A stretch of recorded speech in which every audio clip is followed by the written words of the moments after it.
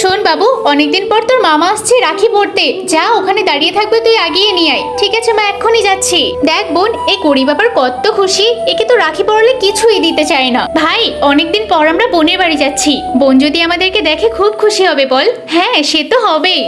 আরে ওই তো মামারা চলে এসেছে। আরে বাবু, তুই এখানে আসলি? মামা তোমাদেরকে নিতে এসেছি, মা তোমাদের অপেক্ষা করছে, তাড়াতাড়ি চলো বাড়িতে। তোর আবার এই রোদে গরমে এত কষ্ট করে আসার কি দরকার ছিল?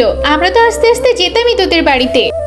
আমিও সকাল সকাল চলে আসলাম বোনের বাড়িতে, বোন হয়তো আমাকে দেখে খুবই খুশি হবে।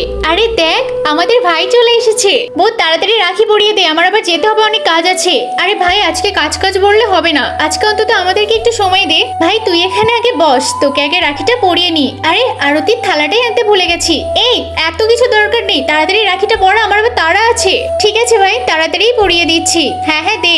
এই যে, তুই যেন সারা জীবন অনেক অনেক ভালো থাকিস, তোকে এই রাখিটা পরিয়ে দিলাম তোর শুভ কামনার জন্য। আচ্ছা আমি তাহলে আসছি, আমার এত সময় নেই এখানে থাকার জন্য।